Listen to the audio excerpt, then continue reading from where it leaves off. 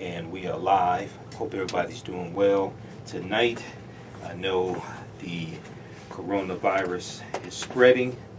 We have 5 or 6 states where the governors have called for a shelter in. We saw Governor of the state of Louisiana did that today. So there's a lot going on. We have a lot to talk about. Hopefully you've been watching my Facebook Live broadcast that I've been doing throughout the week to keep you up to date on what's going on. So we're going to talk some about that tonight. We're going to give you an update on what's going on with the spread of the coronavirus. Now, you know what's interesting is that now we're up to over 30,000 cases, if I remember correctly, over 30,000 cases in the U.S. and over 400 deaths. It was on last week's show, it was, which was March 15th, it was 3,400 cases, okay? So we know as the testing kits have arrived, even though there still is a shortage of testing kits, as the testing kits have arrived at the various hospitals, at the various health facilities, we know more testing is taking place. As more testing is taking place, you're going to have more documented cases. Okay, so having more documented cases is not necessarily a bad thing. You want to make sure that those that need treatment actually get treatment. Those that need to be hospitalized are actually hospitalized. Okay, so we're going to give you an update on what's going on. We have updates from the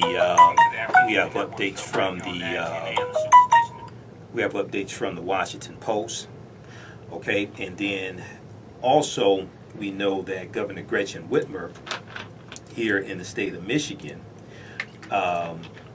called for the closing of all hair salons, nail salons, massage parlors, masseuse, massage salons, etc. All right, we'll talk a little bit about that, give you some updates on what's going on in the state of Michigan as well. This is hitting a lot of people hard. I talked to someone I know who is a massage therapist. It's hitting her business hard. So now what's interesting. So there's an article that came out from the Washington Post that came out. Let's see, March 20. I think that was Friday.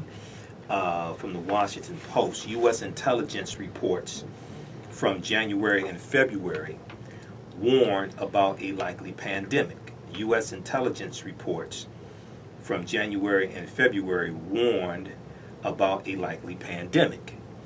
And this deals with how there was warnings from the intelligence community to Donald Trump in January and February about the coronavirus and about how it could become a pandemic. And these warnings were largely ignored. We're going to talk some about that. There were warning signs all along the way. You've been watching, you got to watch my broadcasts I do throughout the week because I go deep into this and provide you with the evidence, and I have basically unlimited time there. So follow us on our Facebook fan page, The African History Network, The African History Network. Follow me on my YouTube channel, Michael Imhotep, IMHOTEP. And turn on live notifications so you know when I go live. Okay, so we'll deal with that. We'll talk a little bit about the bill that is. First is going to be $1 trillion stimulus package, then $2 trillion. Now there's word it could possibly be about a $4 trillion stimulus package, but the negotiations have stalled between Democrats and Republicans in the Senate. Okay, so we'll give you an update on what's going on. I've been watching the press conferences that the task force has been doing, the coronavirus task force has been doing. Something very interesting. If you saw, I saw some of the press conference today.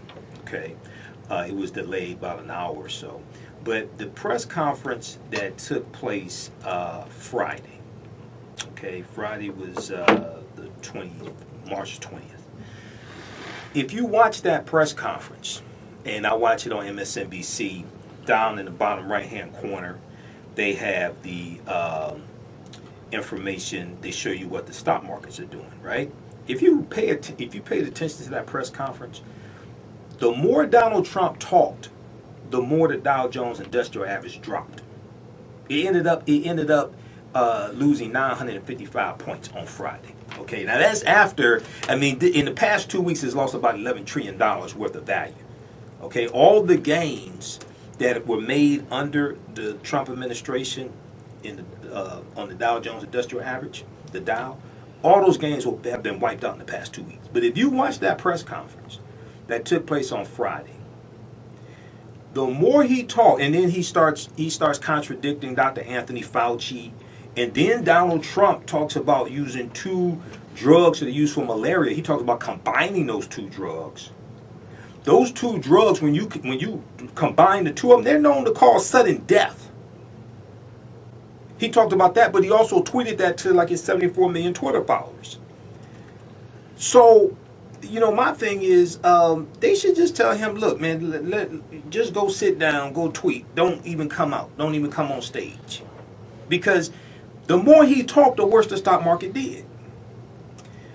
All right, so we'll give you a little recap of what's been going on this week. It's so much. You got to watch my broadcasts that I do throughout the week.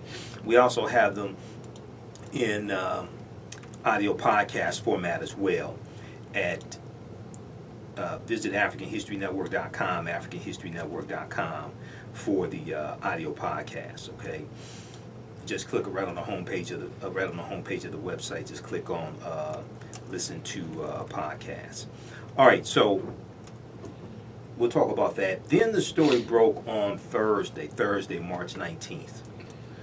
The story broke dealing with basically first two Republican senators, Senator Richard Burr of North Carolina, who is the chair of the Senate Intelligence Committee. Okay, there were other senators, but this is the worst.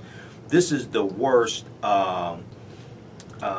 possible transgression. This is the worst possible offense here. NPR.org broke part of the story, and then ProPublica broke the other part of the story. Weeks before virus panic, intelligence chairman privately raised alarm, sold stocks. And this deals with Senator Richard Burr, Republican from North Carolina, who, while he was downplaying the severity of the coronavirus and the possibility of it becoming a global pandemic, things like this. While he was downplaying that, he was privately speaking to a group at the Tar Heel Club. It was at a luncheon, okay, the Tar Heel Circle, and he was telling them that to prepare for coronavirus to become a pandemic, and that it could be, he said, the only way he could explain it is along the levels of the 1918 Spanish flu pandemic. He's telling them that privately, but publicly he's downplaying the severity of it. And then in one day in February 13th, he made 33 stock trades. All of them were sales. So when you look at the article from ProPublica, and I did a broadcast Thursday dealing with this, going deep into this. He made stock trades valued up to $1.7 million. 33 trades in one day, all of them were sales. ProPublica has the article. Senator dumped up to $1.7 million of stock after reassuring public about coronavirus preparedness. Senator dumped up to $1.7 million of stock after reassuring public about coronavirus preparedness. Then we find out Senator Kelly Loeffler, whose husband is the chair of the New York Stock Exchange. We find out that between the two of them, they made a number of stock trades. She had an explanation for that. Then we find Senator Dianne Feinstein, a Democrat from California, and then there was one other senator as well. So we'll talk. But the most troubling case is that of Senator Richard Burr. Okay, that's the most troubling case because he's the chair of the Senate Intelligence Committee. Now, he said that all the information that he was trading based upon was public knowledge. He saw it on MSNBC, saw it on CNBC, things like that. Okay, it's very interesting because you're telling, but you're telling. There's a recording of him. NPR.org, National Public Radio. They got their hands on a recording of him at this private luncheon, warning the people at the private luncheon. Now, the people at the luncheon paid between $500 and $10,000 to be members of the club. And what he told them is totally different than what he was saying in public. Okay, so we'll talk a little bit about that. But you got to go watch the broadcast that I did Thursday. It was late Thursday, went into Friday morning because I did like 2 hours. Okay. So GOP Senator Richard Burr sold off up to $1.7 million in stock before market crash. So we'll talk about that. We'll deal with how Trump ignored early warning signs in January and February regarding COVID-19. Then I talked a little bit here about the Spanish flu pandemic of 1918. Okay, and there's striking similarities between that and what's going on right now. There's striking similarities between the Spanish flu pandemic of 1918, called the Great Pandemic, and it killed 675,000 people here in the U.S. This was during World War. It started during World War I. World War I ends in 1918. It killed 50 million people worldwide. 500 million people worldwide got it, basically about a third of the world population at the time. There's striking similarities between what happened back then and what's going on today. And historians who have studied this, they're saying one of the lessons that can be learned from this is that the U.S. government has to tell the truth to the people, because the U.S. government did not tell the truth to the people back in 1918. Woodrow Wilson was president. He ended up catching it also. And what's very interesting is that a couple Fridays ago, when Donald Trump was speaking at the Center for Disease Control and Prevention in Atlanta, he talked about how the scientists were so surprised that he knew so much, and maybe I should have been a doctor, maybe I should have been a scientist as opposed to running for president. And then February 28th, when he spoke in South Carolina, you remember, so what's very interesting here is that February 28th, just basically 3 weeks ago, when he had his rally in South Carolina, he referred to the coronavirus as a Democratic hoax. He referred to it as the Democrats' new hoax. Then on March 13th, he declares the coronavirus a national emergency. What happened? I thought it was a Democratic hoax. But he talked about how 30,000 people each year die from the flu, something like that, right? He didn't talk about the fact that his grandfather died from the Spanish flu in 1918. I wonder why he didn't mention that.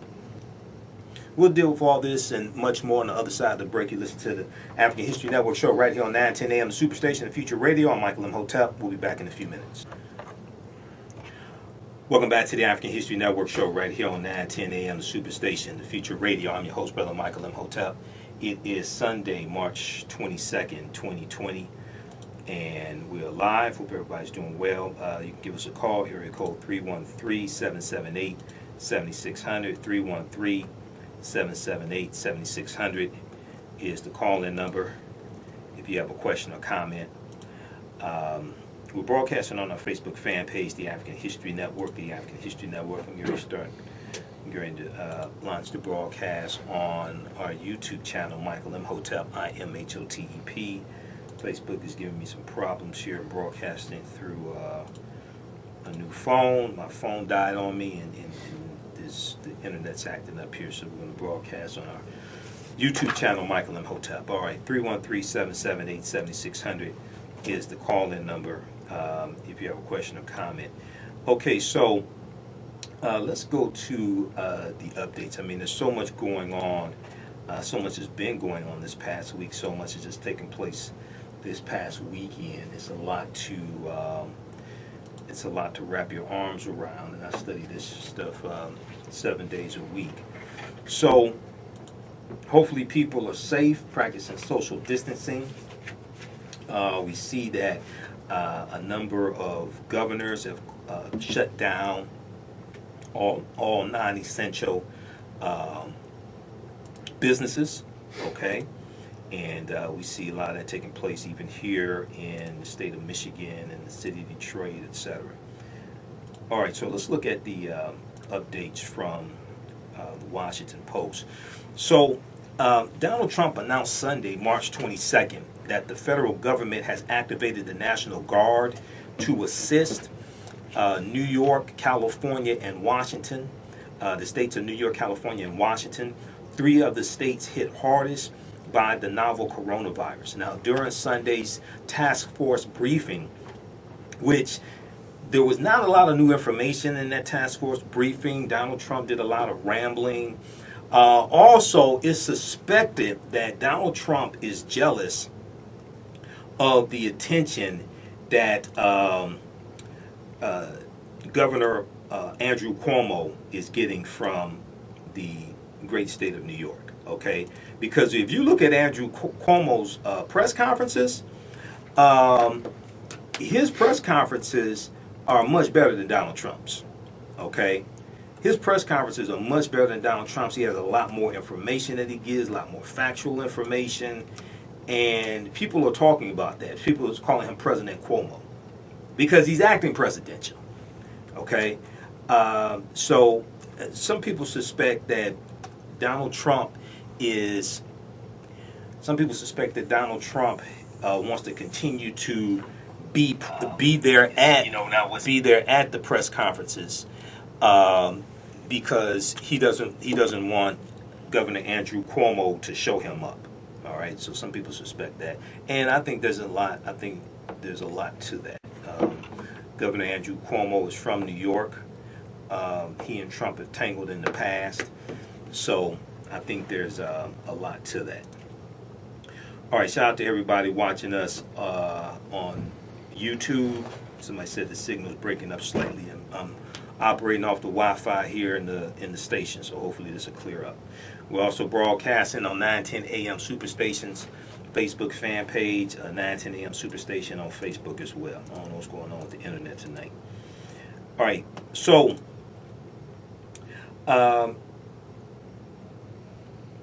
Trump announced Sunday at the press conference that the federal government has activated the National Guard to assist New York, California, and Washington.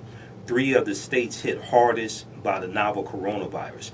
Now, during Sunday's task force briefing, Donald Trump also appeared to make light of the news that Senator Mitt Romney is self-quarantining because of his contact with Senator Rand Paul. Now, we know Senator Rand Paul, Republican from Kentucky. Half the time Rand Paul doesn't make any sense. He's really a libertarian, okay? Half the time he don't make any sense, okay? He was diagnosed with the coronavirus today. Now, he didn't have any symptoms, okay? Senator Rand Paul didn't have any symptoms. He was asymptomatic. So people are asking the question, well, wait a second. You have doctors who are trying to get tests for their patients who do have symptoms and can't get tests. Even though Mike Pence has said all these tests are out there. Yes, there are more tests that have been sent out. Yes, the hospitals have more tests than they had 2 weeks ago. But there's still a lack of tests. So a lot of people are asking the question, well, wait a second. How is it that Senator Rand Paul, who didn't have any symptoms, can get a test? How is it athletes and entertainers can get tests, but people who have symptoms and their doctors asking for tests can't get tests?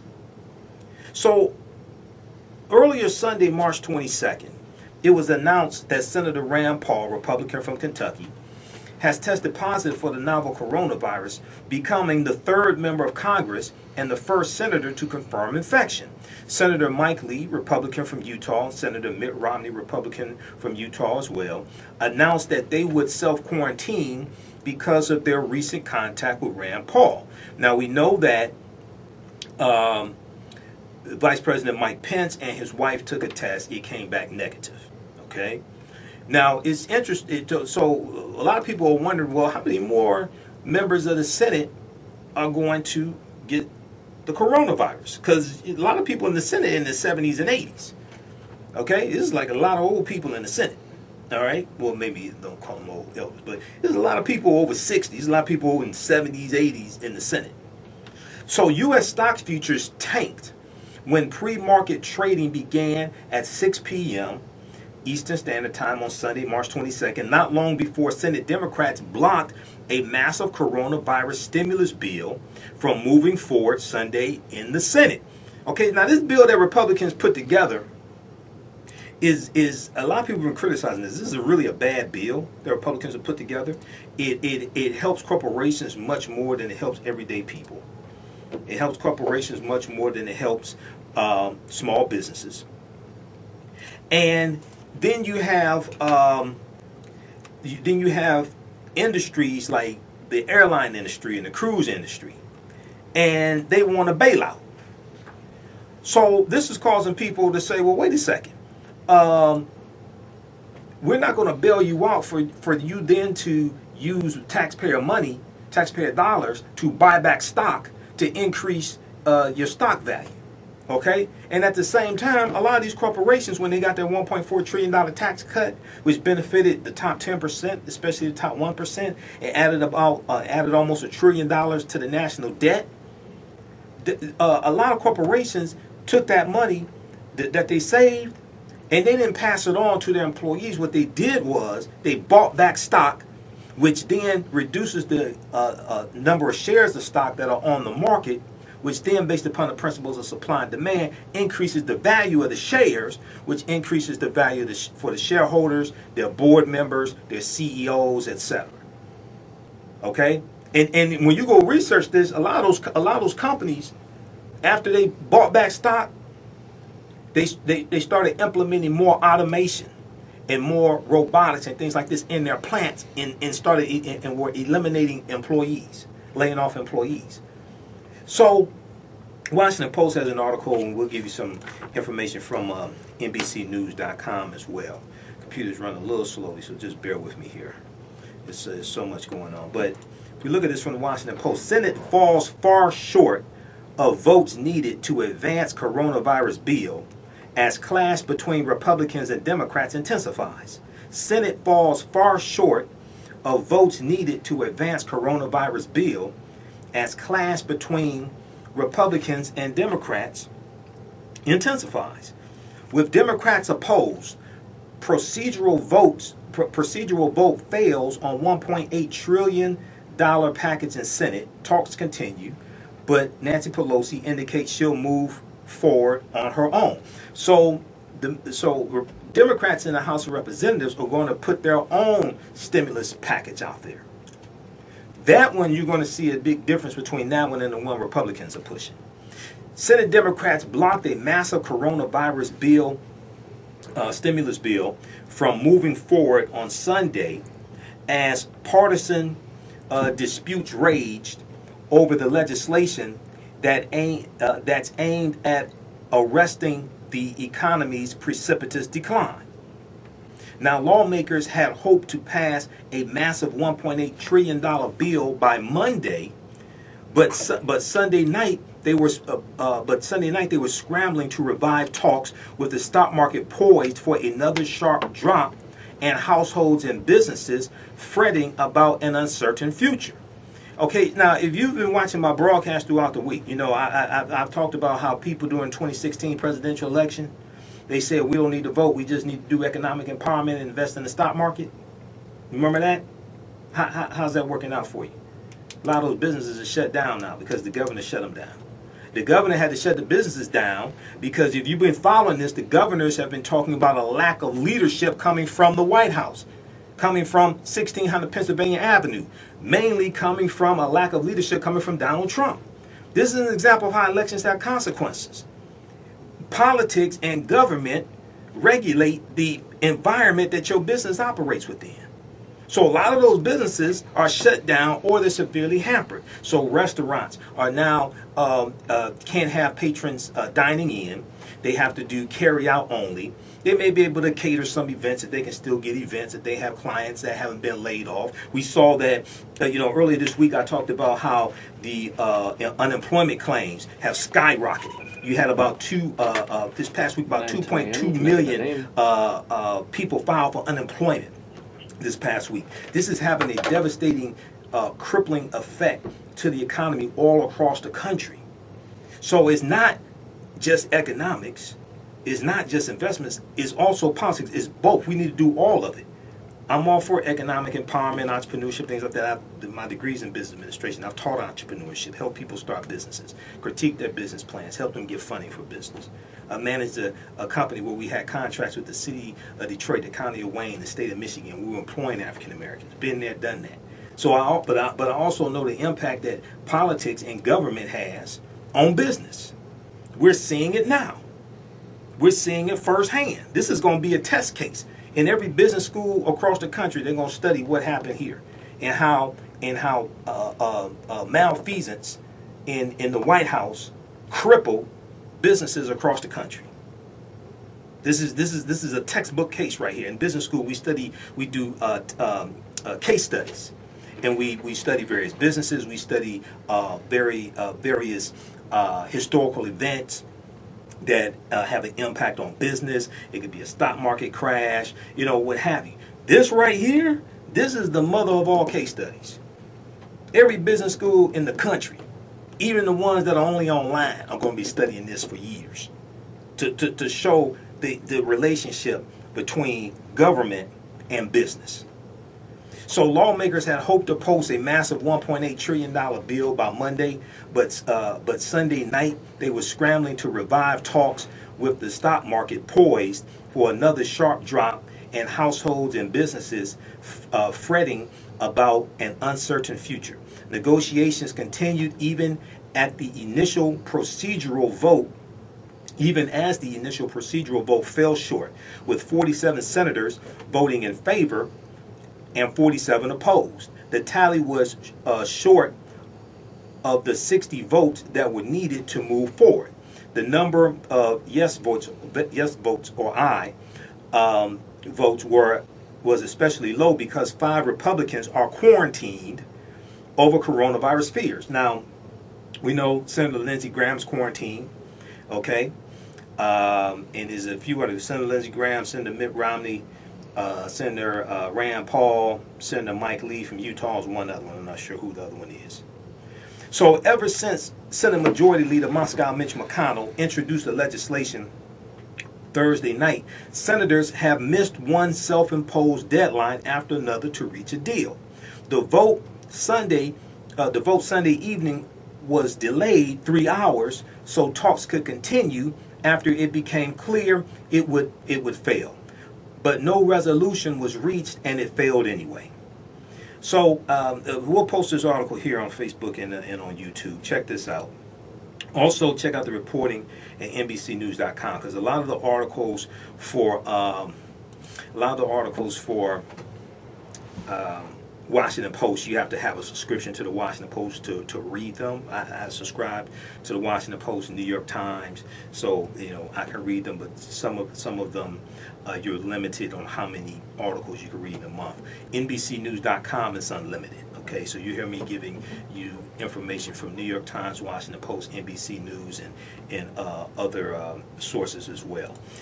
So Nancy Pelosi says Democrats are going to forge ahead. Coronavirus stimulus bill fails to move forward. McConnell cites obstruction.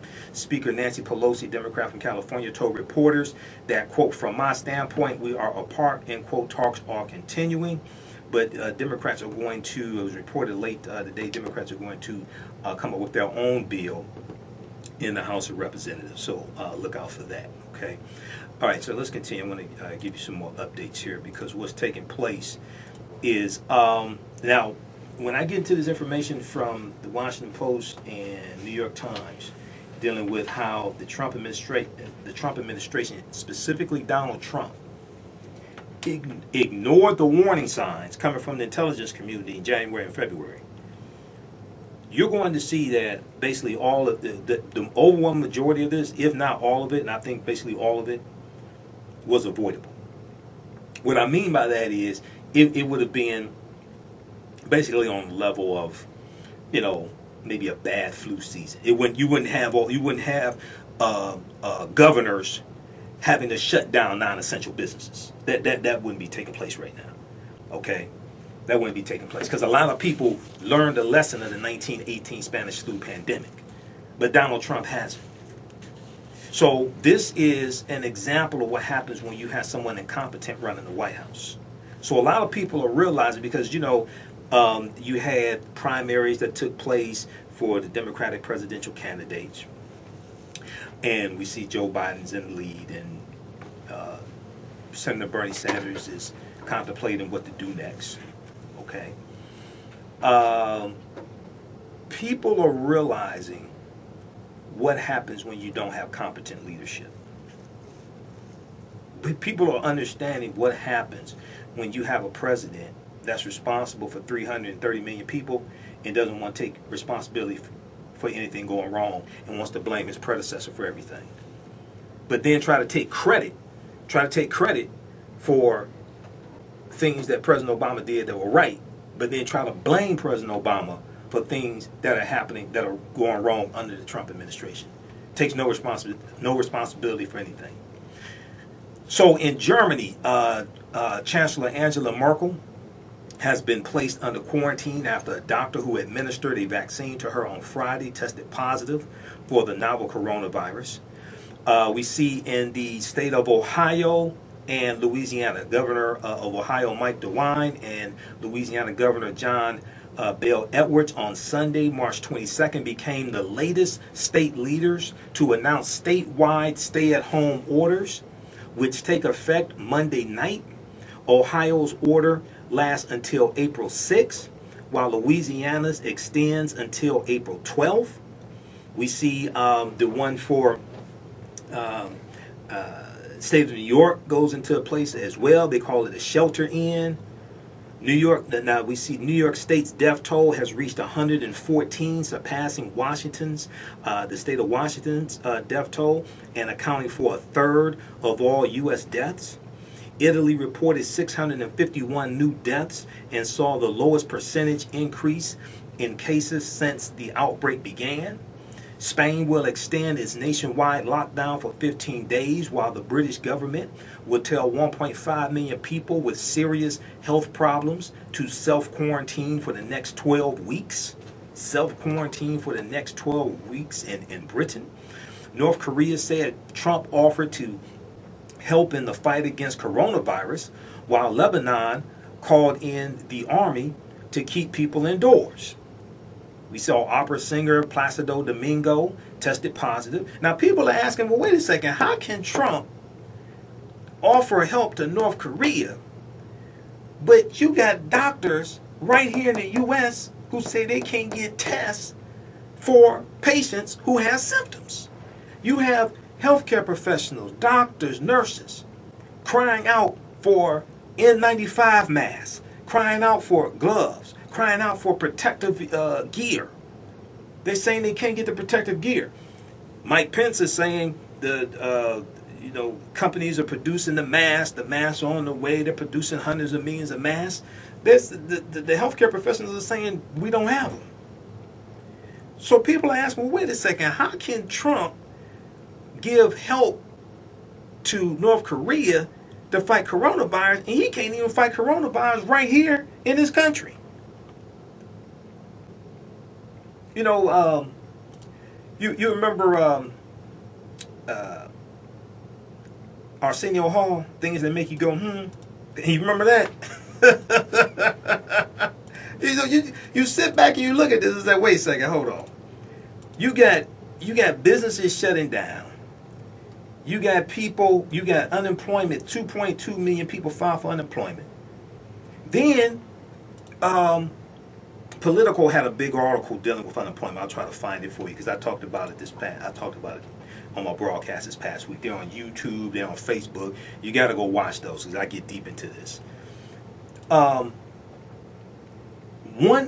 out of eight people who voted for Trump live in counties that don't have an ICU unit. Can I get a name? 1 out of 8 people who voted for Donald Trump live in counties that don't have an ICU unit. So Washington Post had this article. Because what's going to happen is, what we're starting to see is a lot of the hospitals are starting to be overran with people who have coronavirus and have to be hospitalized, and it's going to get worse. Well, you're going to need ICU units. Well, where hospitals are in counties, and the counties that get hospitals shut down, a lot of that has to do with government. A lot of that has to do with elected officials. Let's look at this article here from Washington Post. Analysis: 1 in 8 Trump voters lives in a county with no ICU beds. This is by Philip Bump, March 20th, 2020.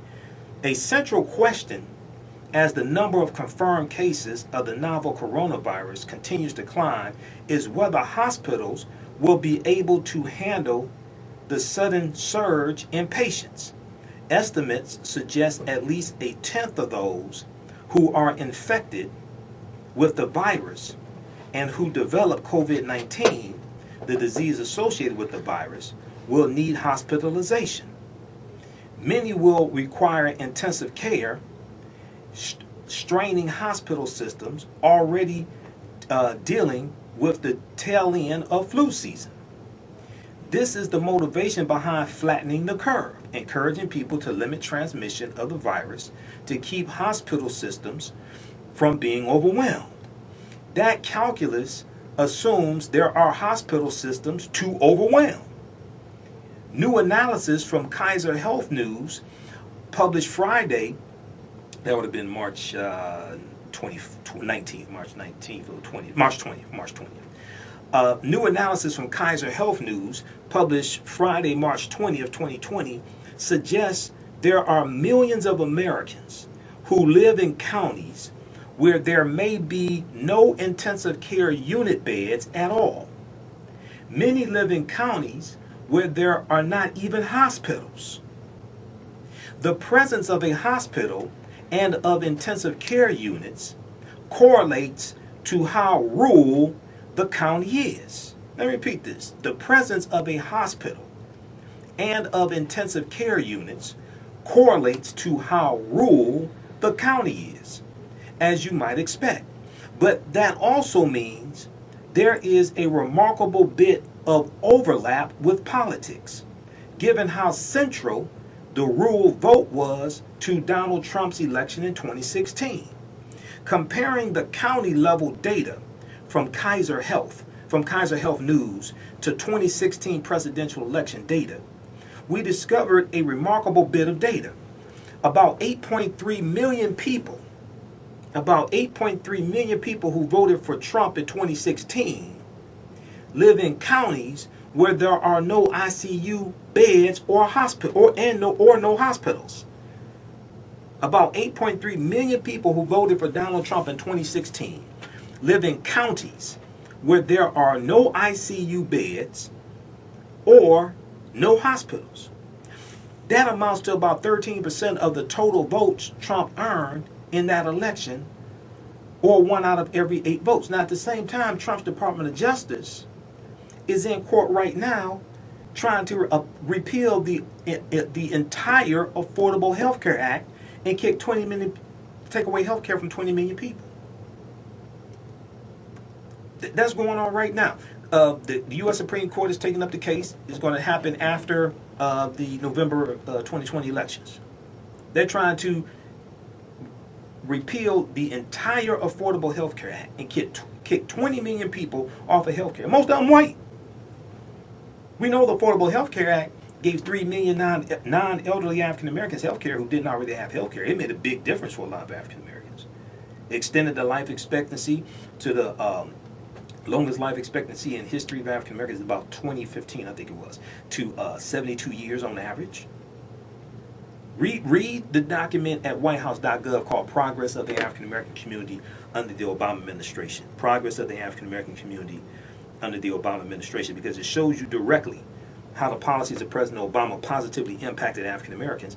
And most of these policies are under attack by Trump if they have not already been reversed by Trump or weakened. So you remember if you take a look at what's going on, about 2.2 million people filed for unemployment. A lot of businesses shut down, stock market crashing. Stock market over the past 2 weeks lost over $11 trillion worth of value. Are you tired of winning yet? You remember when Donald Trump was running, he said, we're going to have so many wins, you're going to get tired of winning? You got General Motors, Ford, and Chrysler shut down.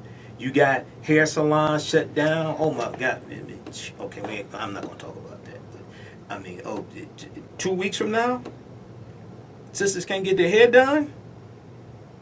Are you tired of winning? You remember he said, you're going to have so many wins, you're going to say, Mr. Trump, I'm tired of winning. You tired of winning yet? I'm just curious. You looked at your 401k this past 2 weeks? So most of the counties voted for Trump by wide margins. He won them by an average of 41 points. He won 10 times as many counties with no ICU beds as Hillary Clinton. More importantly, those counties which voted for Trump are home to about 6.5 million people over the age of 60. Well, people 60 and up, CDC is telling them stay home. CDC, BusinessInsider.com had the article. It's on CDC's website, Center for Disease Control. People 60 and up, the CDC is telling them stay home. Just come out to get your groceries and get your medicine. Stay home because you are vulnerable. More importantly, those counties which voted for Trump are home to about 6.5 million people over the age of 60. People in a particularly high-risk group for contracting COVID-19. For every person 60 or older in a county which voted for Hillary Clinton and has no ICU beds, there are 10 times as many people in that age group in counties that back Donald Trump and have no ICU beds. Given the correlation between population density and the number of confirmation and the number of confirmed coronavirus infections, it is likely the virus was spread in more rural counties at slower rates. But there are already well over 100 counties in which there are no ICU beds, intensive care units, no ICU beds, and in which coronavirus cases have been confirmed, according to data compiled by the Conference of State Bank Supervisors. Read the rest of this article here from this very, very interesting analysis here from the Washington Post. Philip Bumpet at the Washington Post. 1 in 8 Trump voters lives in a county with no ICU beds. So when Donald Trump talked about making America great again, you have to ask the question, what was he talking about? Talking about taking away health care? What was he talking about? Shutting down the global pandemic team for the National Security Council? Shutting down the pandemic team called PREDICT that operated under President Barack Obama and George W. Bush? When he said make America great again, was he talking about the stock market losing $11 trillion in value in two weeks? So you have to sit back and just, ask the question. Now, a lot of people think this is chickens coming home to roost. That's something else right there. Okay? Now, I warned people in 2016 about Trump. People ain't want to listen to me. I was here every week on a radio station, warning people, breaking down what was taking place. People ain't want to listen to me. I said, okay. Let's go to the phone lines. Let's go to line 1. Let's go. Is this Olaf? Line 1. Welcome. All right. Thanks for holding. Welcome to the African History Network show. Olaf, tell us where you're calling from. My man, I'm calling from Brightmoor, Detroit. Brightmoor, Detroit. Okay. Go ahead.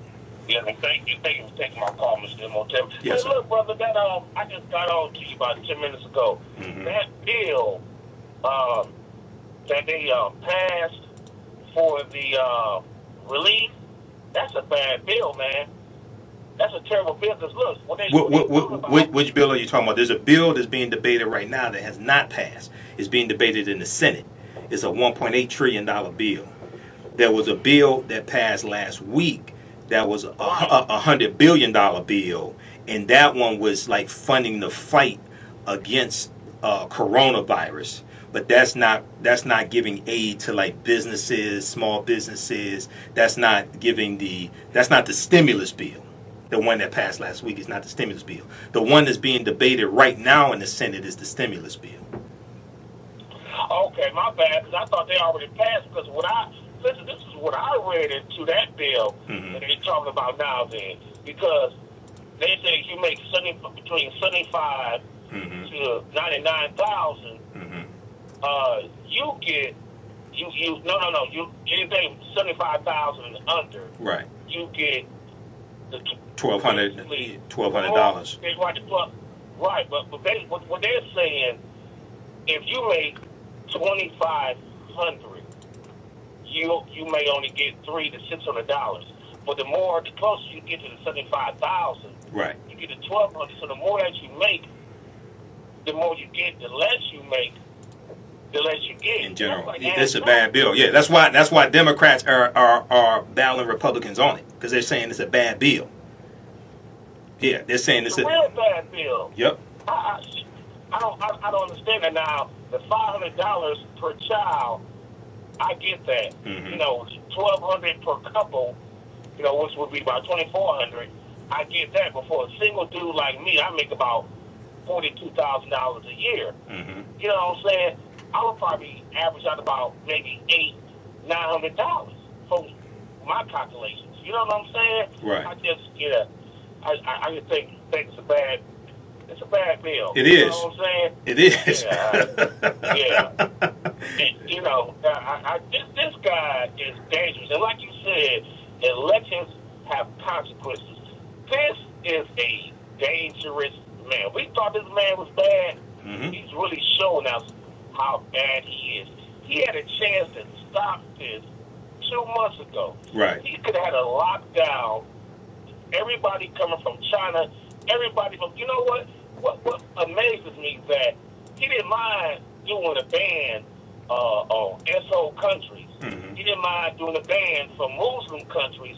But why did you have a ban from European countries when you knew it was going on in over there in Europe and Italy? Well, that came later. That came later. That came after China. After banning people coming from China, that came later. But the thing is, there were. I'm going to get into this in a few minutes when we come back from the break. There were warning signs in January and February that he ignored. There were warning signs in January and February coming from the intelligence community that he ignored. He downplayed it. He didn't think it was a big crisis. No, but the overwhelming majority of this that's taking place, if not all of it, was avoidable. And this is what happens when you have somebody who doesn't understand history. Because if you understood the Spanish flu pandemic of 1918, you would see this coming, and you would understand how not to let this happen again. There were 675,000 people who died in the U.S. in 1918, 1919. 675,000 people died from that right here in the U.S.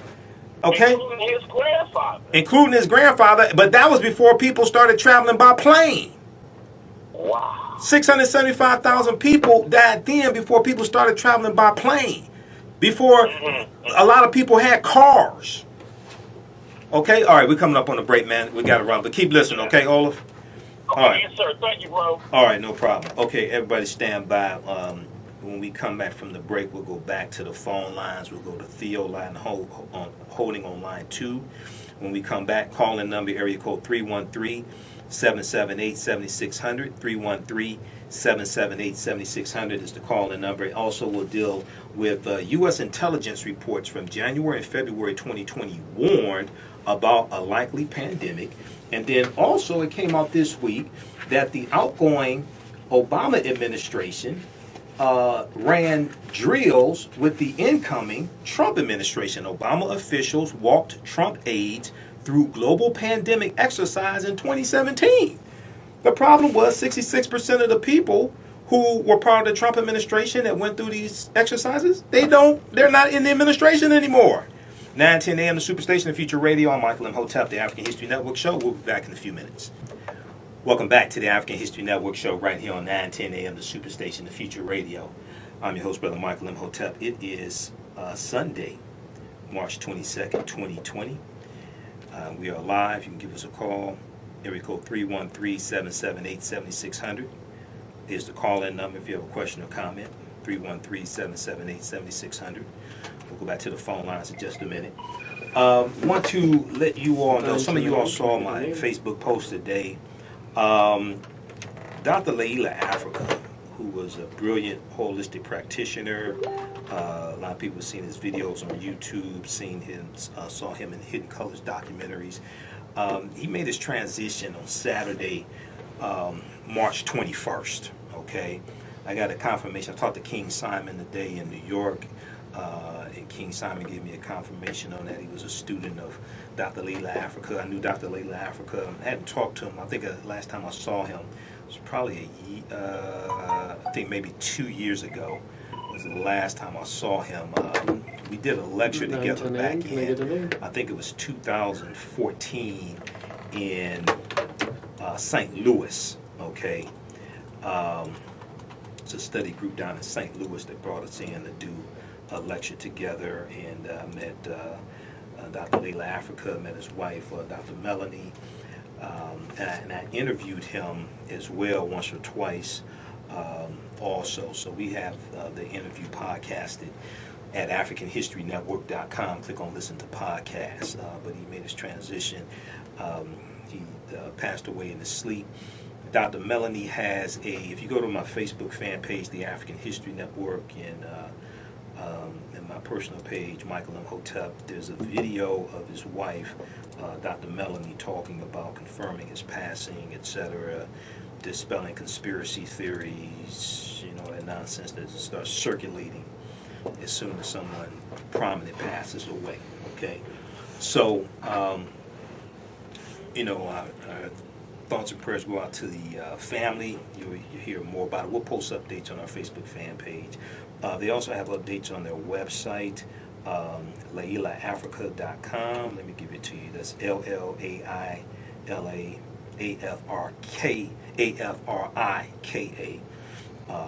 LailaAfrica.com. But we have it. That's their official website. So they have updates there. All those products, books, they're still there. You can still purchase those there from their official website. Let's see here, and it's on YouTube. Okay, let me get this. Those watching on YouTube, we'll post the link here on the thread of the broadcast on YouTube. But we have it on our Facebook fan page, the African History Network on YouTube. It's at the YouTube channel. Layla Africa, Laila, Layla Africa, on YouTube. Okay, so people can check that out as well. All right, let's see. Let's go back to the phone lines here. Let's go to John, line 1. John, welcome to the African History Network show. Thanks for holding. Tell us where you're calling from. Oh, this is from Los Angeles. Is that? I'm trying to watch it and listen to you at the same time. This is Johnny from Los Angeles. Okay, listen through the telephone, though, man, because listen through the telephone. Okay, yeah, because it's confusing me. Because I think you responded to something about reparations. And that was not my point. That was not my point. Oh, okay. I was reading. Oh, okay. You posted on YouTube. I was reading your post on YouTube. Maybe you were responding to somebody else or something. Maybe that's what it Yeah, was. my response was there was a lady saying that she's not going to vote. Her only issue was reparations. And what my comment was, there's a lot of issues pertaining to black people besides reparations. Oh, yeah. That's There's true. a lot of misinformation out there from these so-called black wannabe video people telling people not to vote. Right. And to me, a no vote is a vote for Trump or anything worse. And That's true. I think we have to vote from intelligence, research, and knowledge rather than just from emotions. That's true. I totally agree with that. And yeah, you were responding to somebody else. Okay, so yeah. Now that you explained that, your post makes sense. I'm glad you called in. Yeah, you're correct about that. There are a whole lot of issues pertaining to African Americans, everything from health care to funding for education to criminal justice reform, climate change.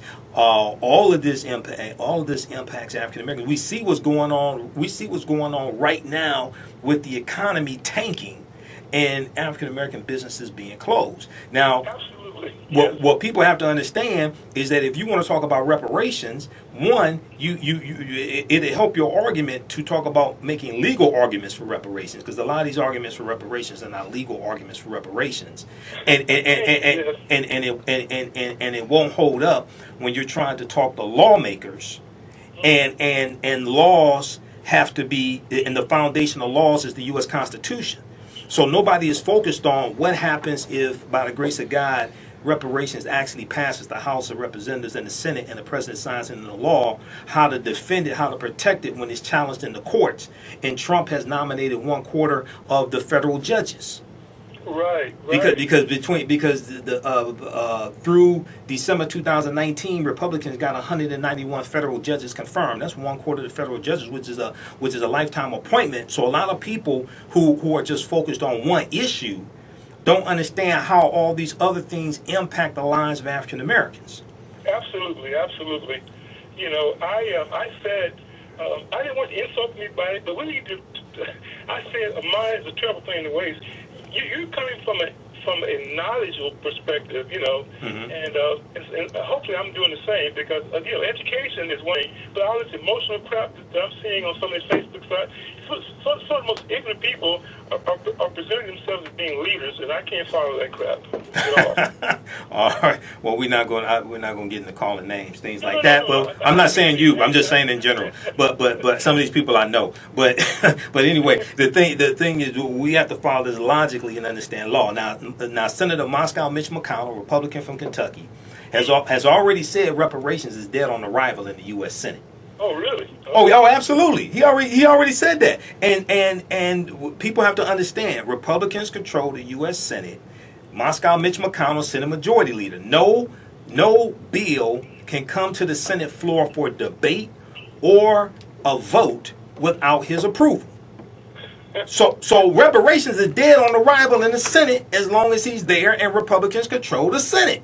Right, it ain't happening. which means we have to vote. We got to vote him out of office. Democrats have to take back control of the Senate. But being that you brought up reparations, people have to understand how to make legal arguments, okay? So there's a difference between a moral argument for reparations and a legal argument for reparations, because you're trying to get lawmakers to pass a law. Absolutely. They're not just going to cut a check. That ain't how this works, okay? I mean, for all the people who say cut the check, you know, and the other thing is, I've said this before, if we ever get reparations, the majority of it should not be in the form of money, because if we all got $500,000 a day, white people will have it all back this time next week. Come on now. The only thing you would have done is stimulated the economy. That's the only thing you would have done. It would not bring about the transformational change, the structural change we need to see in the African American community. So we have to be very clear on this. So people need to read the U.S. Constitution. Go to loc.gov, Library of Congress website. Go to archives.gov, National Archives. Read the U.S. Constitution. Go to Article 1, Section 9, Clause 1 of the U.S. Constitution. I'm doing a broadcast probably Monday dealing with this, because March 2nd, 1807, the U.S. Congress abolished the international transatlantic slave trade. A lot of people don't know this because we don't understand history. If you want to do reparations, you got to understand two things: history and law. And you have to understand how to make a legal argument based upon a historical foundation. Okay? So the U.S. Congress abolished the international transatlantic slave trade. That went into effect January 1st, 1808. The reason why they abolished it is because it's stipulated in Article 1, Section 9, Clause 1 of the U.S. Constitution that the earliest that the international transatlantic slave trade could be abolished was 1808. Now, when we talk about the international transatlantic slave trade, we're talking about Africans being brought to this country and enslaved. Okay, that was abolished because at the Philadelphia Convention in 1787, the 13 colonies are debating about abolishing the international transatlantic slave trade, and all of the colonies agreed to it except one, which was South Carolina. Now, by 1787, 5 states had already abolished slavery. The first state to abolish slavery was Vermont, July 2nd, 1777. You had Pennsylvania, you had Connecticut, you had Massachusetts. Okay, so some states had already abolished slavery, either in total or partly, meaning the importation of Africans. But since South Carolina was the lone holdout at the Philadelphia Convention, they decided to table that argument for 20 years.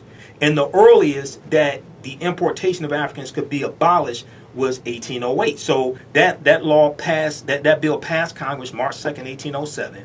It went into effect January 1st, 1808, which means from January 1st, 1808 to about June of 1860, when the Clotilda comes into Alabama, all those Africans brought to this country, it was illegal based upon the U.S. government's own laws.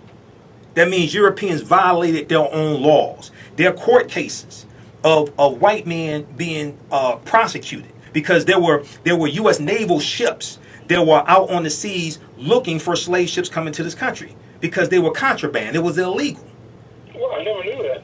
Oh yeah, that's history. That's why we got to understand history law. But it's based upon law. It's based upon the U.S. Constitution. Mm-hmm. So when we make these arguments, so the argument we should look at is all those Africans, because prior to that it's all legal. Prior to that it's wrong, but it's all legal prior to January 1st, 1808. Wow. But now you can make legal arguments because you're talking to lawmakers. You don't go to lawmakers arguing morality. You go to lawmakers arguing law. Okay? Okay? So and then also this the second real strong legal argument, which is maybe even a stronger one, is the Black Freedmen Indian Treaties of 1866. Because the Black Freedmen Indian Treaties of 1866, that's law still on the books right now. Many of our ancestors were in those treaties and got land, got compensation, got benefits from the 5 civilized tribes of Native Americans, the Choctaw, Chickasaw, Creek, Cherokee, and Seminole Indians. This is how a lot of the early black landowners in Tulsa, Oklahoma got land, which became Black Wall Street.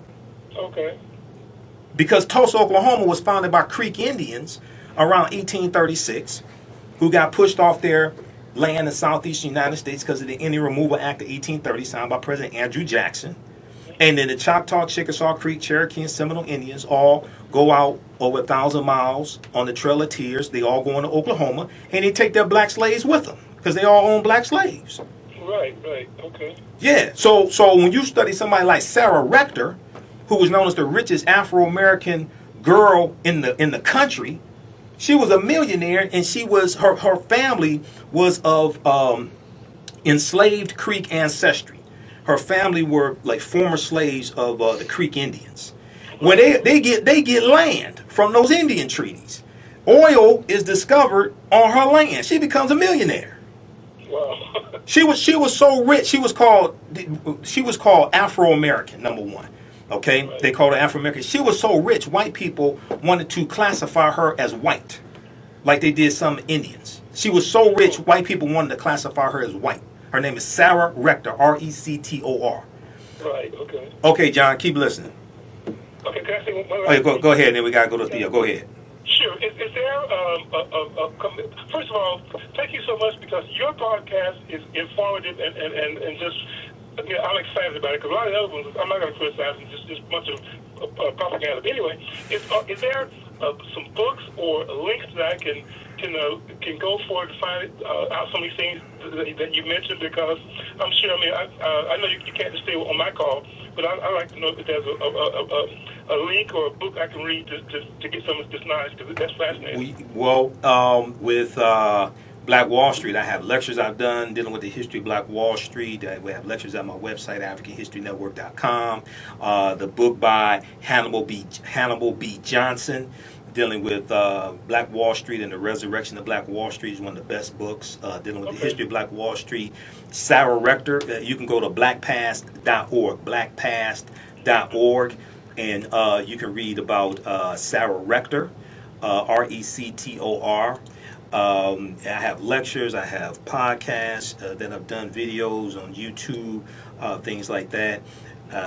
You can, Dr. Claude Anderson, you can read, Powernomics, Black Labor, White Wealth. The information is there. And then also I interviewed Dr. Jahi Issa and Brother Reggie Marbury back in, was it 2018? I interviewed them. They wrote an article for blackagendareport.org called, it was something like Reparations is Dead, Here's How to Revive It.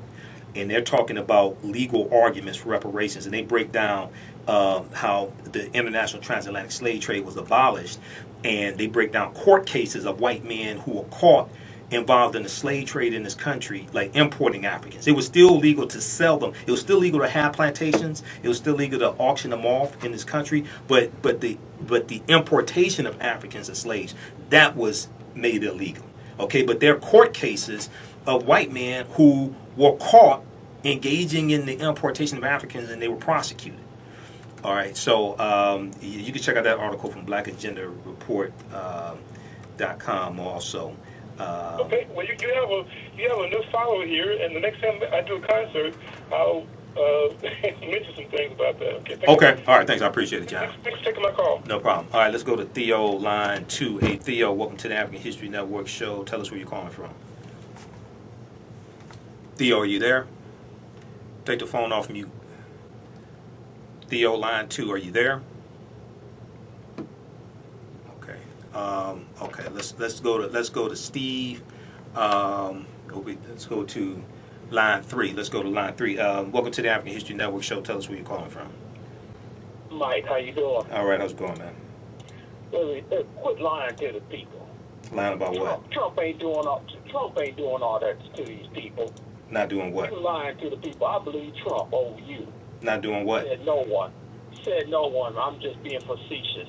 I'm saying it to all these dummies out here, all these cheap. The bottom line is, I think the man should be charged for murder. He's a murder because he held out on us. Right. He said it was a hoax. Am I right, Mike? Yep. February 28th, 2020, at his rally in South Carolina. In South Carolina, he said it's the Democrats' new hoax. He said it's the Democrats' new hoax. Yes. Let me say this to you. Go ahead. I'm waiting for you to do the story. Maybe you already did it. Maybe I missed it. Mm-hmm. Right now, there's a country that has a drug that's progressive towards coronavirus.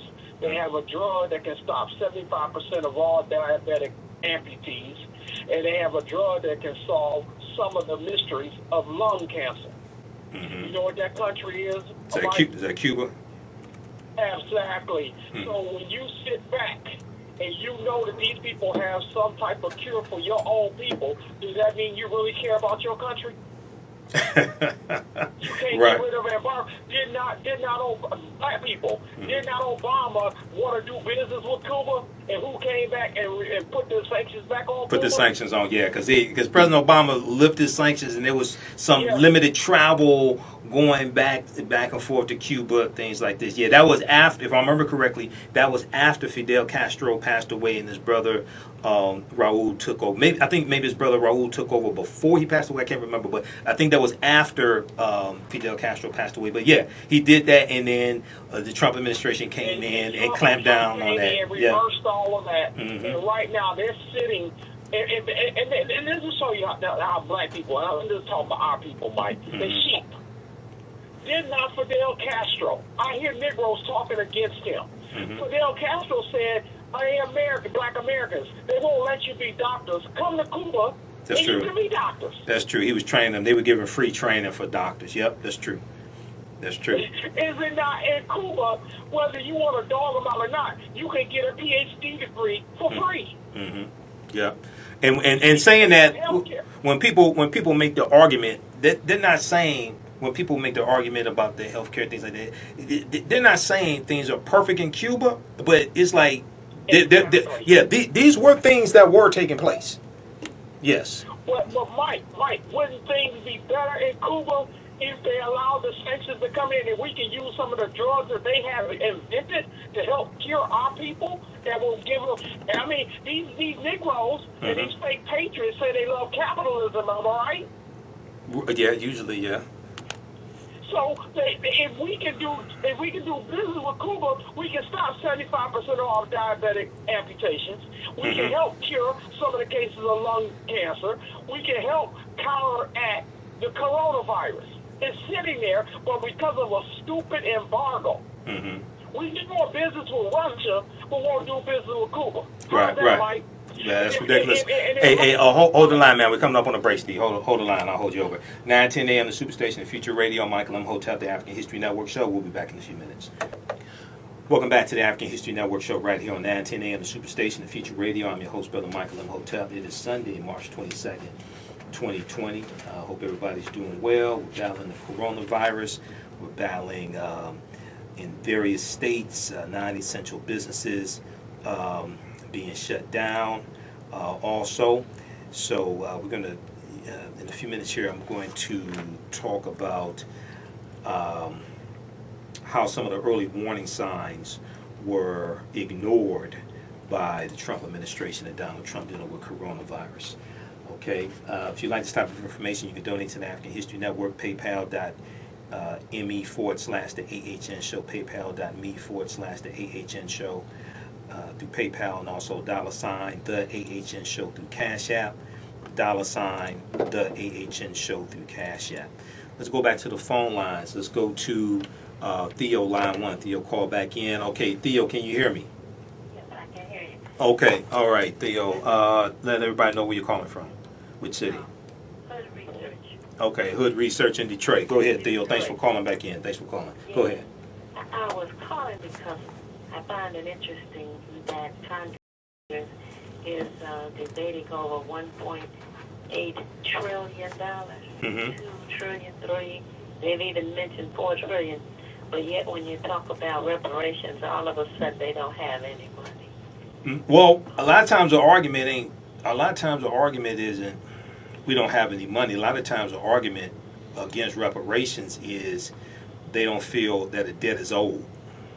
Depends upon who you talk to. A lot of times the argument against reparations is not necessarily we don't have the money. It's an argument of that was a long time ago, and they don't feel that a debt is owed. See, what people, I speak all across the country, and a lot of people are totally ignorant of history. And white people and African Americans are totally ignorant of history.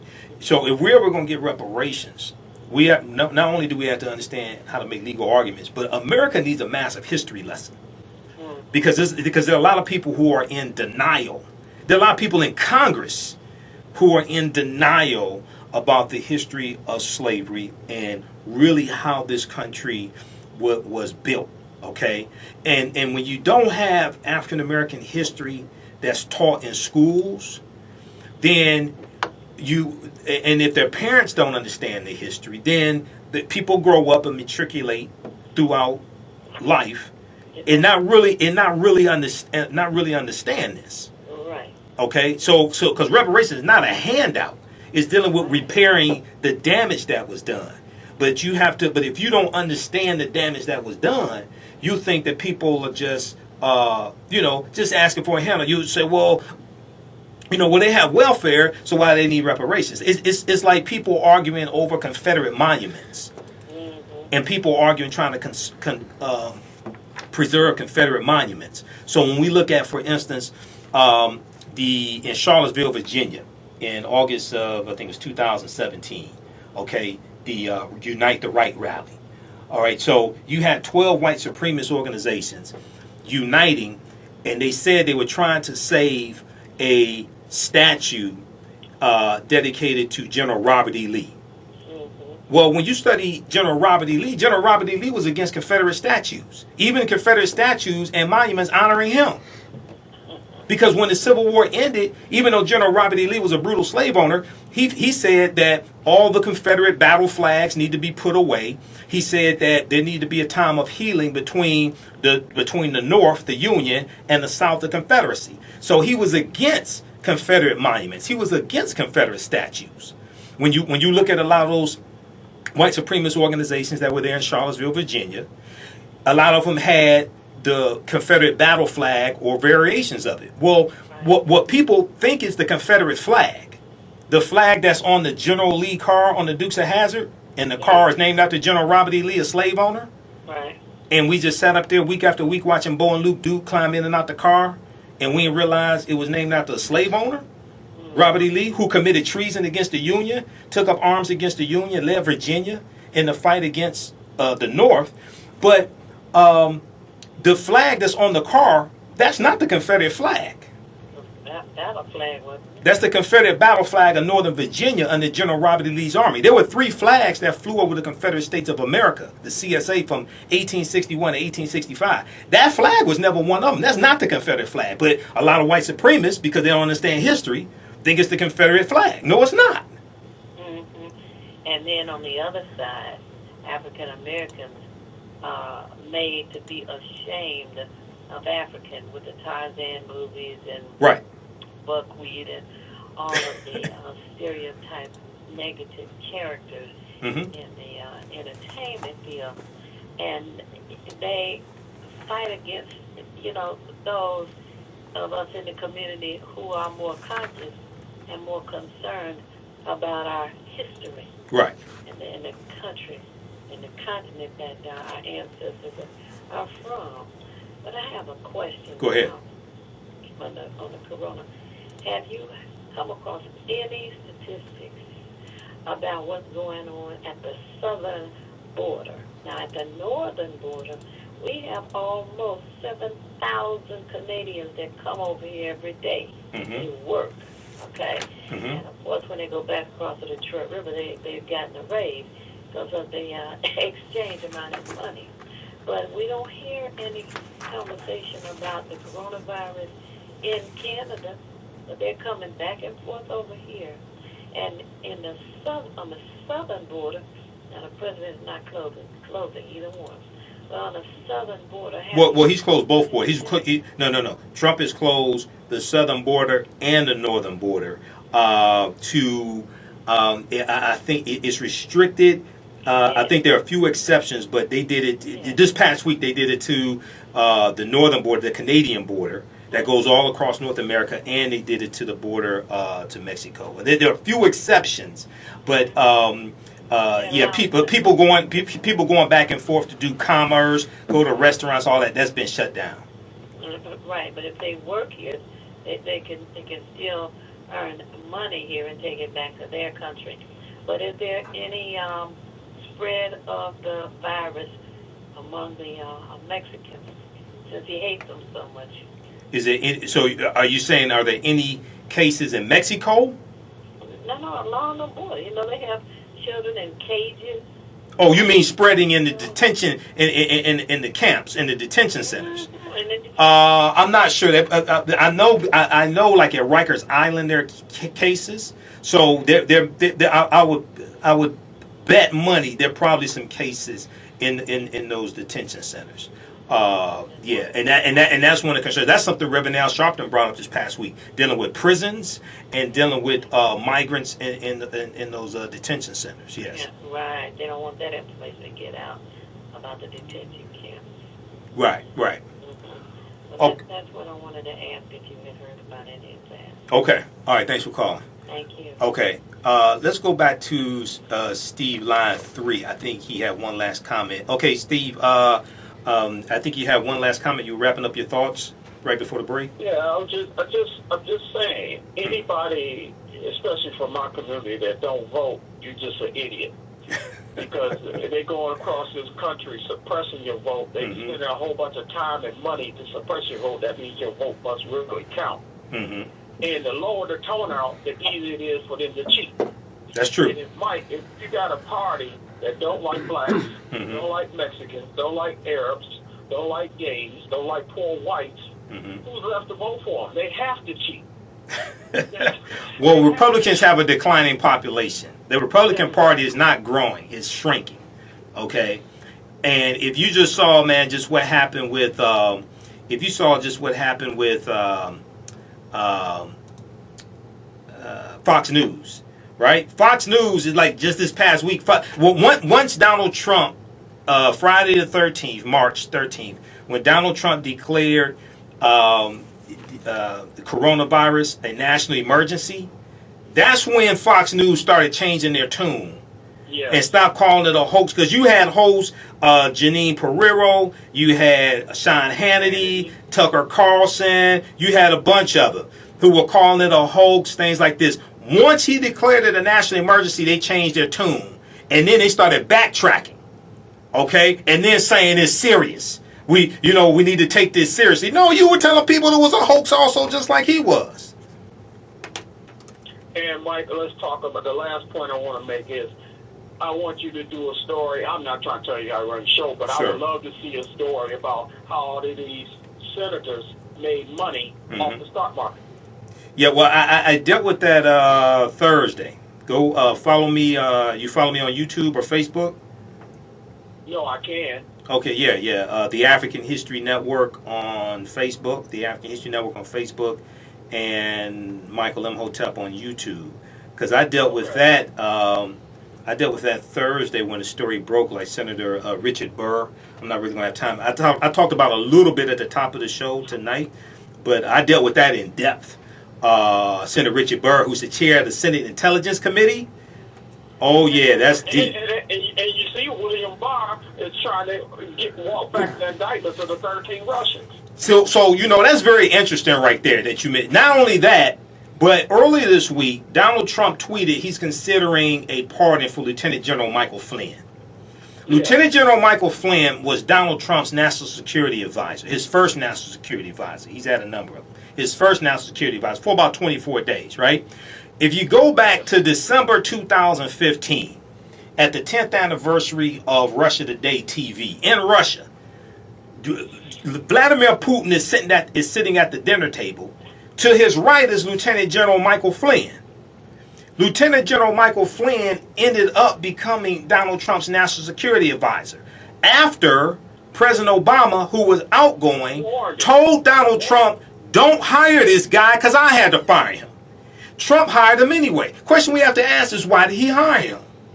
This guy was sitting right next to Vladimir Putin. Now, across the table from Lieutenant General Michael Flynn and Vladimir Putin was who? You know who was sitting across the table from them? Who? Jill Stein. Wow. Who ran for president? Wow. Who ran for president in November 2016 and for the Green Party? And there was absolutely no chance of her winning. And instead of dropping out of the race, like Governor Bill Weld did and Governor Gary Johnson did, who were independents, like 3 weeks, like 3 weeks before, instead of dropping out, and they said we have to stop Trump. Jill Stein stayed in all the way to the end and said there was no difference between Donald Trump and Hillary Clinton, which was a lie. She was sitting across the table. She's at the table with Vladimir Putin and Lieutenant General Michael Flynn. So while all this stuff is going on with coronavirus, Trump tweets. He starts floating. He's considering giving a pardon to Lieutenant General Michael Flynn after Michael Flynn pleaded guilty. Michael Flynn's attorneys said he wanted to retract his guilty plea. Then you have Attorney General William Barr, who's a flunky. Who, just tell the truth, he's a flunky for Donald Trump. He goes and he drops the charges against the 13 Russians.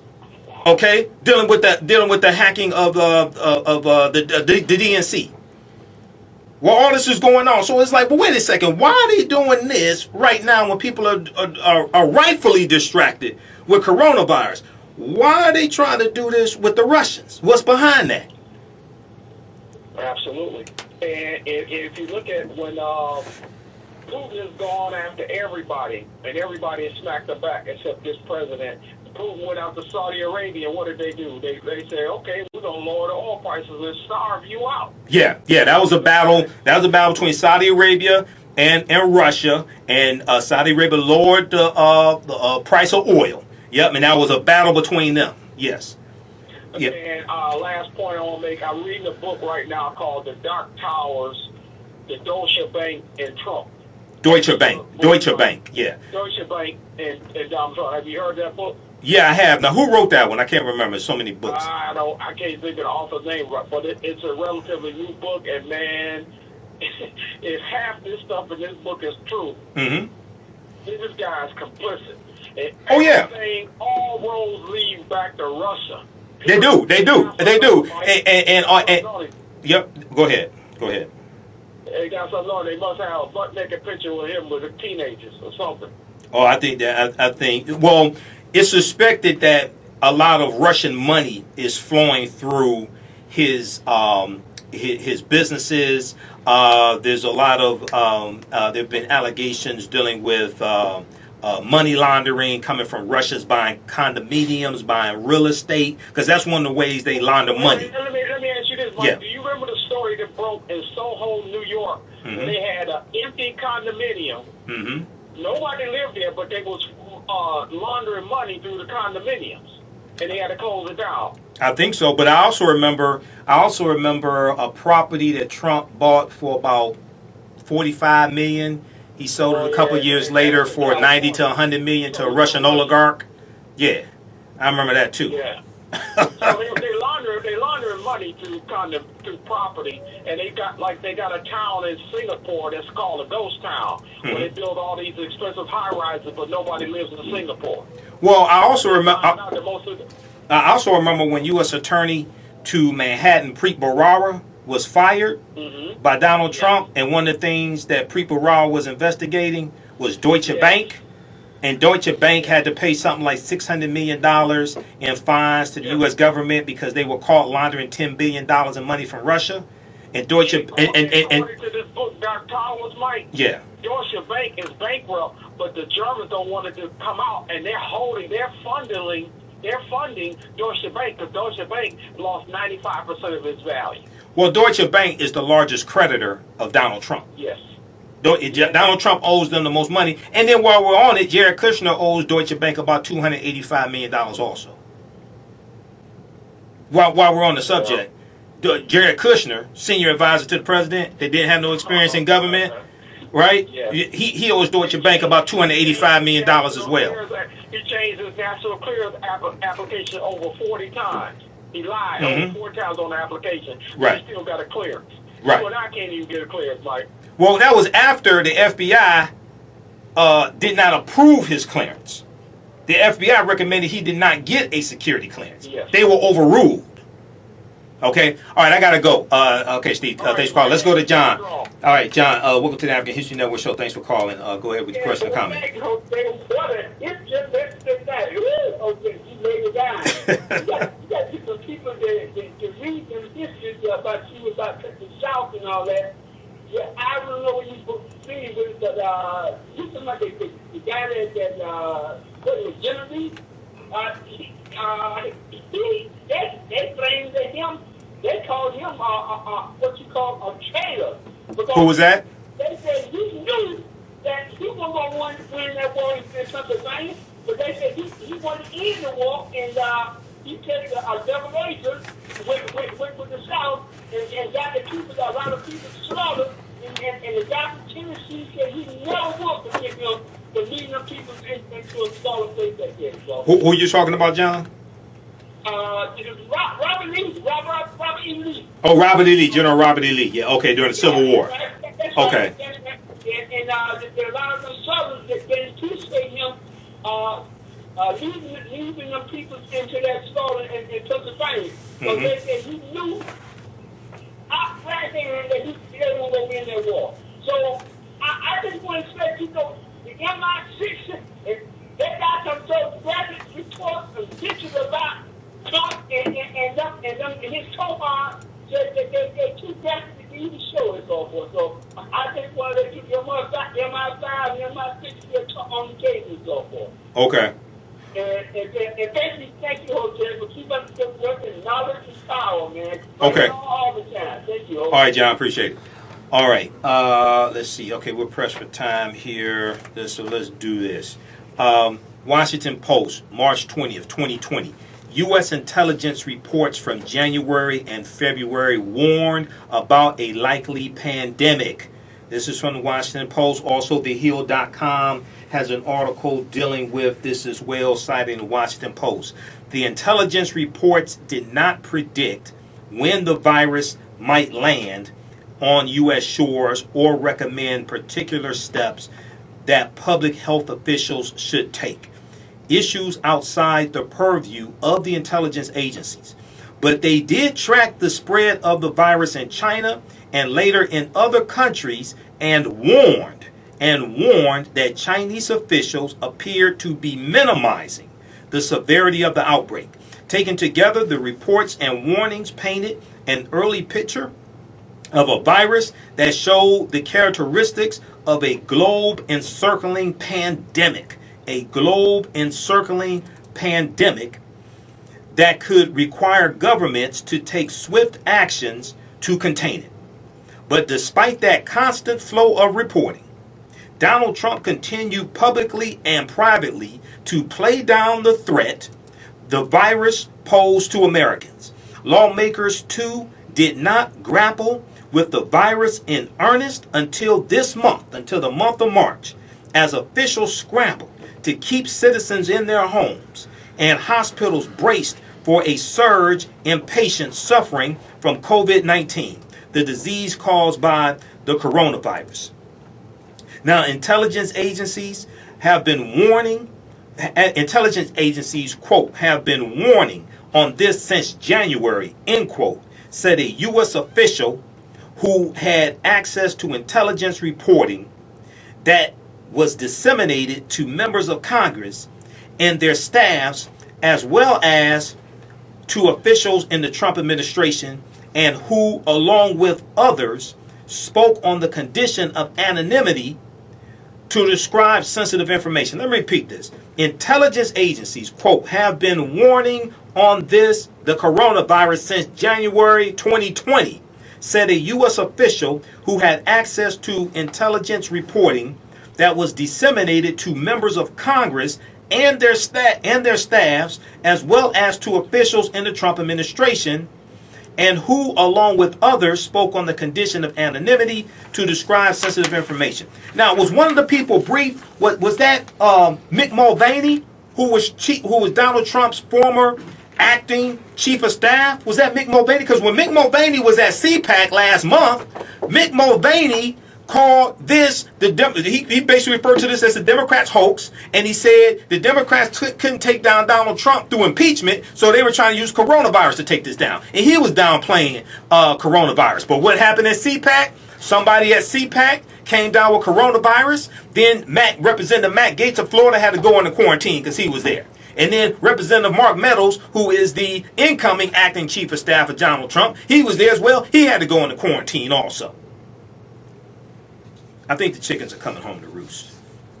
So, quote, Donald Trump may not have been expecting this, but a lot of other people in the government were. They just couldn't get him to do anything about it, end quote, this official said. The system was blinking red. Now, spokespeople for the CIA and the Office of the Director of National Intelligence declined to comment, and the White House spokesman rebutted criticism of Trump's response. Donald Trump responded to reporters' questions about the timeline of his knowledge on the coronavirus on March 21st, so they have that reporting from the Washington Post. Quote, President Trump has taken historic aggressive measures to protect the health, wealth, and safety of the American people, and did so while the media and Democrats chose to only focus on the stupid politics of a sham illegitimate impeachment. Now, that's Hogan Gidley. Hogan Gidley is a spokesman for Trump. Hogan Gidley is an idiot. Okay? If Hogan Gidley used to be on News One Now, Roland Martin.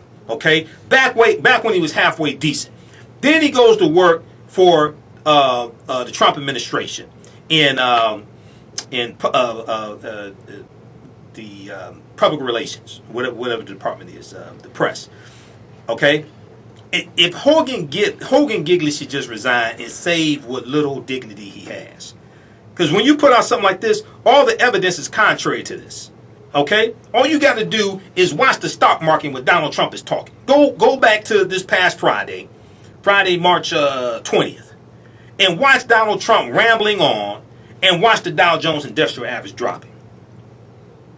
So, at a White House briefing Friday, Health and Human Services Secretary Alex Azar said officials have been alerted to the initial reports of the virus by discussions that the director of the Center for Disease Control and Prevention had with Chinese colleagues on January 3rd. January 3rd, Alex Azar is the Secretary of Health and Human Services. Okay? At a White House press briefing on Friday, March 20th, Health and Human Services Secretary Alex Azar said officials have been alerted to the initial reports of the virus by discussions that the director of the CDC and prevention had with Chinese colleagues on January 3rd. He's confirming this. January 3rd. It was February 28th when Donald Trump was in South Carolina calling this the Democrats' new hoax.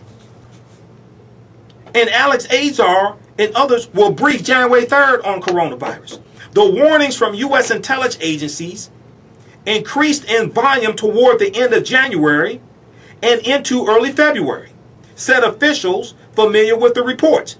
By then, a majority of the intelligence reporting included in daily briefing papers and digests from the Office of the Director of National Intelligence and the CIA was about COVID-19, said officials who have read the reports. So the reports exist. They're documenting. No, they were briefed on all this. The surge in warnings coincide with a move by Senator Richard Burr to sell dozens of stocks worth between $628,000 and $1.72 million. On February 13th, now you gotta understand the sequence of this. February 13th, 2020, Senator Richard Burr, who's the chair of the Senate Intelligence Committee, he gets information that other senators don't get. He made 33 stock trades in one day. Does he have a full-time job as a stock trader? He made 33 stock trades in one day. Guess what? They were all sales. So the surge in warnings coincided with a move by Senator Richard Burr, Republican of North Carolina, to sell dozens of stocks worth between $628,000 and $1.27 million. As chairman of the Senate Intelligence Committee, Senator Richard Burr was privy to virtually all of the highly classified reporting on the coronavirus. Senator Richard Burr issued a statement on Friday, March 20th, defending his sell-off, saying he sold based entirely on public available information, and he called for the Senate Ethics Committee to investigate. A key task for analysts during disease outbreaks is to determine whether foreign officials are trying to minimize the effects of an outbreak or take steps to hide a public health crisis, according to current and former officials familiar with the process. At the State Department, personnel have been nervously tracking early reports about the virus. One official noted that it was discussed at a meeting in the third week of January, around the time that cable traffic showed that U.S. diplomats in Wuhan, China, were being brought home on chartered planes, a sign that the public health risk was significant. That's the third week in January. February 28th, Trump is calling it a Democratic hoax.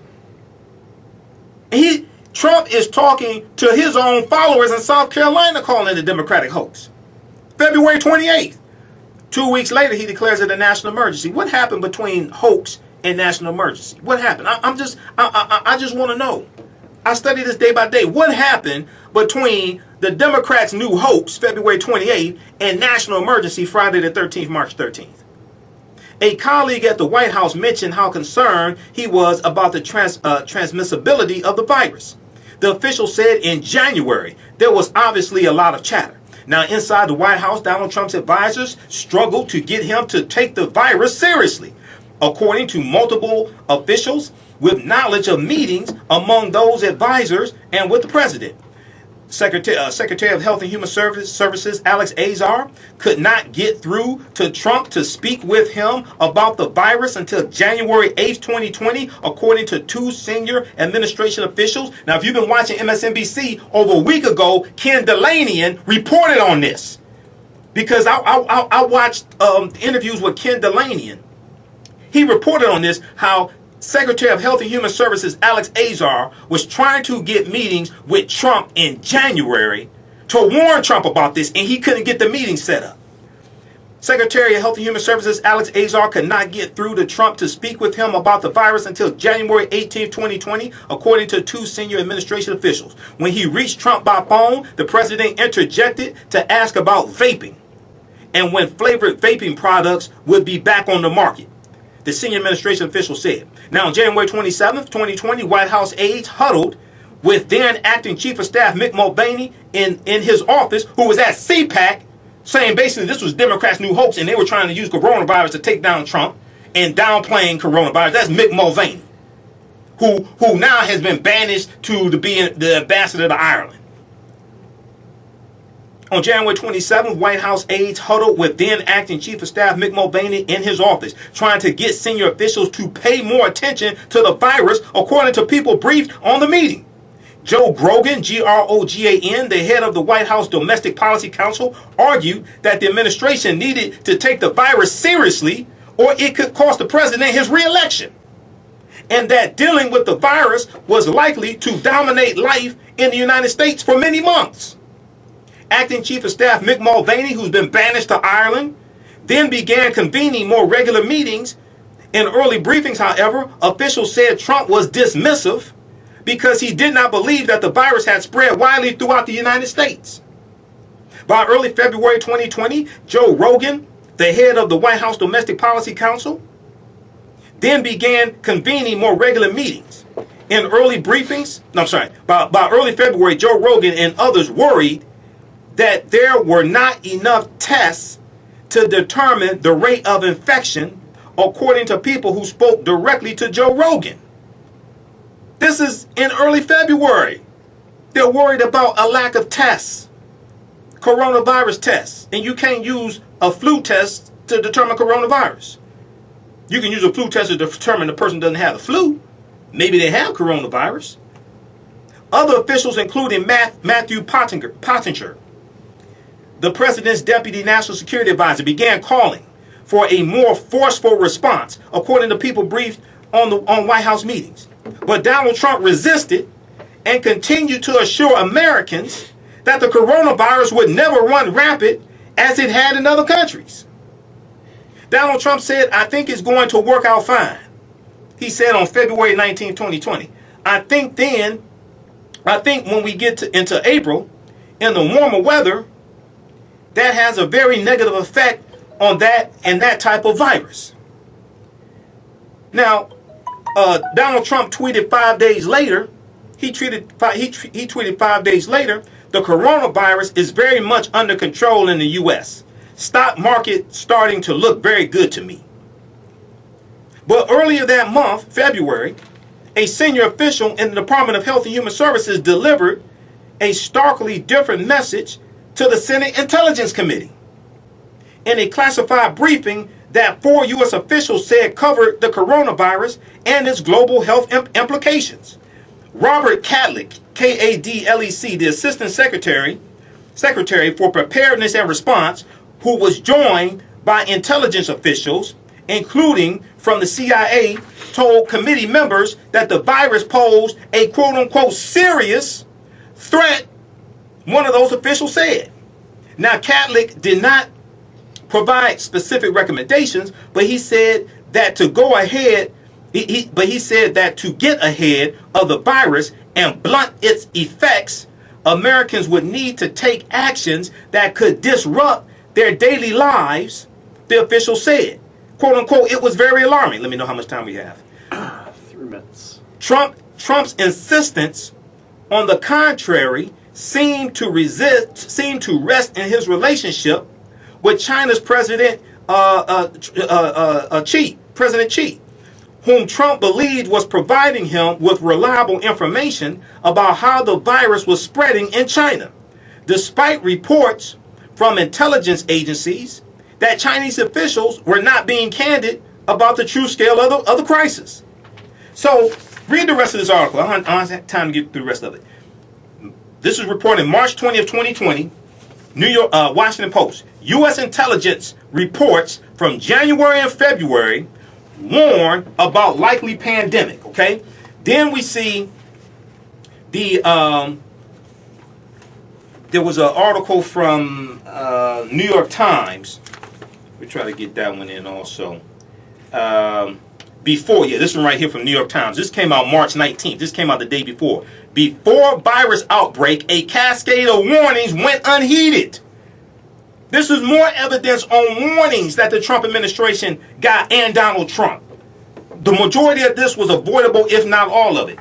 Then we look at thehill.com. This is from March 17, 2020. Obama officials walked Trump aides through global pandemic exercise in 2017. The Obama administration walked incoming Trump administration officials through a hypothetical scenario in which a pandemic worse than the 1918 Spanish flu shut down cities like Seoul, Korea, and London, England in early 2017, Politico.com reported. During the briefing, Trump administration officials were told such a pandemic would likely lead to circumstances such as shortages of ventilators and that a coordinated national response would be paramount, according of the Trump administration officials present during the meeting. About 66% are no longer serving in the White House. What happened to I'm going to hire all the best people? Obviously, they don't want to work for you. Okay, we got to get out of here. Hey, if you like this type of information, donate to the African History Network. $, the AHN Show through Cash App. $, the AHN Show through Cash App and PayPal.me /the AHN Show through PayPal. Go to our website, AfricanHistoryNetwork.com. AfricanHistoryNetwork.com. Click on the yellow donate button there. All of my DVD lectures are there as well. Rest in peace to Dr. Layla Africa. Also, stay tuned with Pastor Mo. Remember, right now is correct wrong behaviors, not over till we win. Wakanda forever. Michael Imhotep. We'll talk to you next week. Peace.